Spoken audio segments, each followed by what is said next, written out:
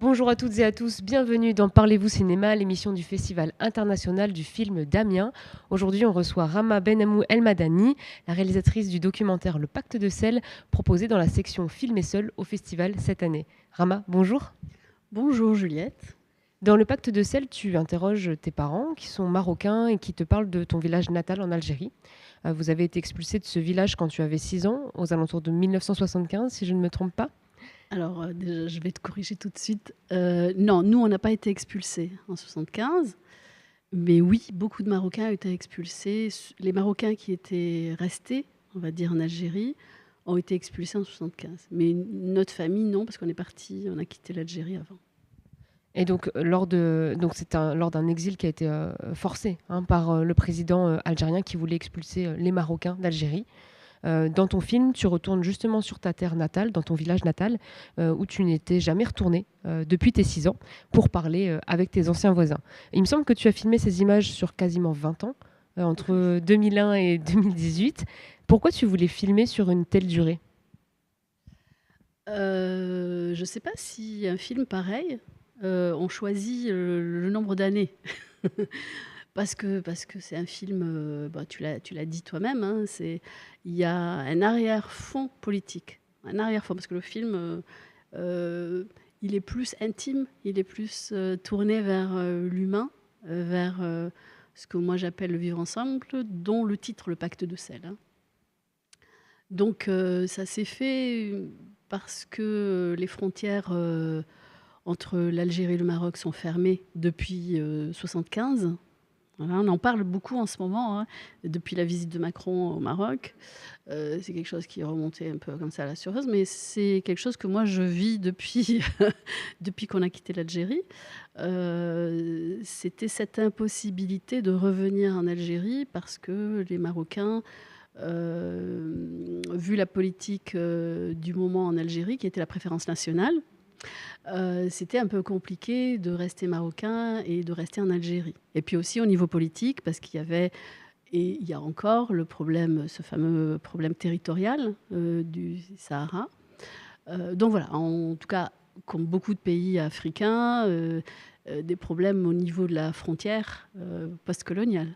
Parce que c'est lié tout de même à la colonisation. Mais est-ce qu'au début, tu imaginais faire un film aussi long, entre guillemets, long dans la réalisation? Alors, je sais que ce film est un peu une suite de ton premier Oui. documentaire du côté de chez soi, où tu avais filmé déjà tes parents en 2001. Alors, c'est compliqué de parler d'un film qu'on vient de finir et de se dire oui, en fait, j'ai pensé à tout ça. Non, quand on fait un film documentaire surtout, hein. Puis de la manière dont moi je le fais, parce que bon, moi je suis réalisatrice, mais je suis productrice aussi de mes films, donc j'ai une certaine, on va dire, liberté. Même si effectivement on a des subventions, donc il faut rendre le film en temps et en heure. On a ou des diffuseurs ou pas de diffuseurs, mais en tout cas, voilà, on est quand même dans une économie. Donc la durée d'un film comme celui-là, il est lié, puisque c'est mon histoire, il est lié à la manière dont moi je vais vivre ce retour et ce pseudo-retour. Est-ce que je vais vraiment le vivre ou pas? Donc quand j'ai fait le film du côté de chez soi, d'ailleurs j'étais à Lille, hein, je vivais à l'époque à Lille, ce film-là, il s'est arrêté au Maroc. J'aurais aimé retourner en Algérie avec mes parents. Non, voilà. Mais c'était quelque chose à l'époque qui n'était pas vivable, pas faisable, parce il y avait une sorte de traumatisme aussi lié à... Même si on n'a pas été expulsé, on a dû partir. Voilà, nous, on a dû partir à cause de cette relation qui est devenue compliquée entre l'Algérie et le Maroc. Mais mon père a choisi de partir et de venir en France. Voilà. Donc, les ramener en Algérie, même si ils n'ont jamais eu de haine, ni de rancœur, ni quoi que ce soit, on vivait dans une sorte de souvenir du pays natal. Donc moi, j'avais cette curiosité de revenir en Algérie, parce que c'était mon lieu de naissance. Il fallait absolument que, quand même, je retourne dans ce pays que je ne connaissais plus. Et un jour, à la sortie du film Du côté de chez soi, j'ai été contactée par un ancien voisin, c'est merveilleux, qui m'a retrouvée sur les réseaux sociaux et qui m'a écrit, bon, c'était en 2003, hein, donc c'était vraiment les balbutiements. Je ne sais plus comment il m'a retrouvée, parce que je présentais mes films, donc il a dû lire un article ou quelque chose, et il m'a invitée en Algérie. Donc c'est comme ça que ça s'est fait. Et ce qui est intéressant dans ce film, je trouve que tu disais, c'est ton histoire à toi. Il y a un peu une sorte de quête personnelle. Tu cherches les traces de ta vie passée, de là où tu es né. Tu as en partie grandi au début, mais aussi, je trouve que évidemment, tu mets en avant les traces de l'histoire collective. Quel est ce lien entre l'intime et le collectif pour toi, et qu'est-ce que tu voulais montrer? Alors déjà, bon, moi, mon cinéma, il est intime. C'est un cinéma intimiste. J'aime bien partir de l'infiniment petit pour arriver à la grande histoire, en fait, la petite histoire dans la grande histoire, parce qu'on est tous liés à ça, en fait. Quand on vit notre vie au quotidien, on dépend, on est tributaire de tellement de choses voilà, de décisions qui se prennent dans des grands salons, voilà. Mais nous, on vit notre quotidien et malheureusement, le politique influence notre quotidien. Donc, c'est un peu ce que raconte ce film, hein. C'est que quand je reviens, par exemple, sur les traces de ce passé et que j'essaie d'évoquer ces expulsions, parce que c'est quand même quelque chose qui nous a touchés, hein, même si on ne l'a pas vécu directement, on l'a touché. Enfin, on a été touché par ça. Les voisins ont du mal à parler de ce politique-là. Parce qu'il y a la censure, mais pas que, parce que justement, on est envahi par des décisions et on ne sait pas quoi en faire, quoi. Mais j'allais te demander justement ce qui est intéressant aussi dans le film. Donc, tu vas voir plein de voisins avec ta caméra. Comment on instaure, quand on réalise comme ce que tu as fait, comment on instaure un degré d'intimité, de confiance pour que les voisins arrivent à revenir sur cette histoire douloureuse? Bah, en fait, déjà, il y a un parti pris dès le départ. C'est que mon parti pris, c'était pas de juger. Parce qu'effectivement, hein, bon, il y a ce risque d'être revanchard et d'éprouver de la haine. Tu vois, ce côté, oui, il y a quand même des voisins qui ont occupé après nos maisons. Parce que nous, on a laissé notre maison, par exemple, et c'est d'autres gens qui ont pris nos affaires, notre maison, etc. Et ça s'est fait pour bon nombre de Marocains hein, qui ont laissé tous leurs biens, voilà, leurs terres, leur tout. Hein, ça a été assez. On en parle d'ailleurs dans le film. Oui, c'était assez violent et assez dur. Hein. Et je renie pas ça. Hein. Je pense qu'il y a des personnes qui ont été vraiment traumatisées dans ces expulsions. Hein. Ça, c'est vraiment quelque chose. J'ai rencontré beaucoup de Marocains qui ont été expulsés d'Algérie, qui vivent au Maroc et qui le portent encore en eux, quoi. Mais moi, je suis pas partie dans cette idée-là. Je suis partie dans le but de retrouver des gens qui ont vu leurs voisins partir. Parce que moi, ça m'intéresse, ça, de voir aussi comment est-ce que des gens qui ont vu les autres partir, comment eux l'ont vécu, comment ils l'ont ressenti. Et ça, c'est un travail aussi voilà, c'est important même pour le traumatisme qu'a vécu l'autre, de savoir comment l'autre n'a pas réagi, pourquoi il n'a pas réagi, pourquoi il n'a rien fait, pourquoi il n'a rien dit. Mais je me faisais la réflexion que c'est plus qu'un film sur l'immigration. Pour moi, c'était aussi un film sur le collectif, mais Oui. au sens le vivre ensemble. C'est ça. C'est un thème qui t'intéresse, ça? Bah oui, de toute façon, on vit tous ensemble. Le vivre ensemble, qu'il y soit ou qu'il y soit pas. Enfin, vivre ensemble, c'est un mot un peu casse-gueule parce que ça veut dire c'est le côté positif qu'on retient, mais de toute façon, on vit tous ensemble. On est condamnés à être les uns avec les autres. Et comment vit-on ensemble? C'est toute la question du collectif. Avec la haine ou avec amour, ou dans la paix ou dans la guerre, mais en tout cas, on est amenés à être tous les uns avec les autres.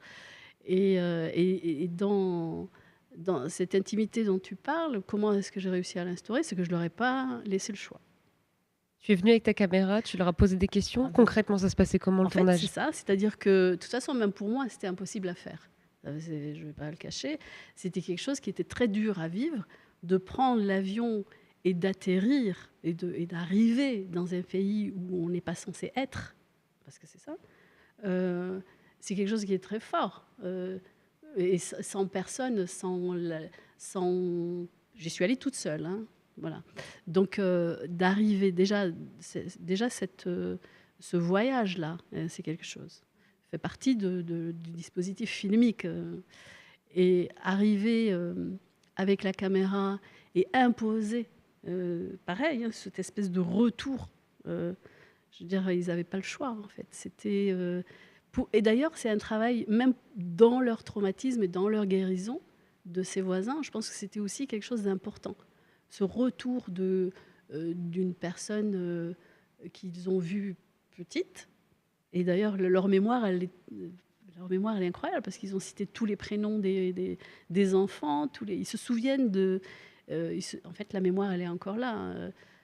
On n'efface pas, une vie comme ça. On n'efface pas un passé comme ça. Justement, on parle de mémoire, de passé, de politique aussi, de relations personnelles, familiales. C'est quoi la place du cinéma dans tout ça et c'est quoi le cinéma pour toi ? C'est ça. C'est que moi, je pense que ça dépend. C'est une conversation qui est importante parce que c'est de savoir quelle est sa place dans le cinéma, jusqu'où on peut aller et pourquoi on y est.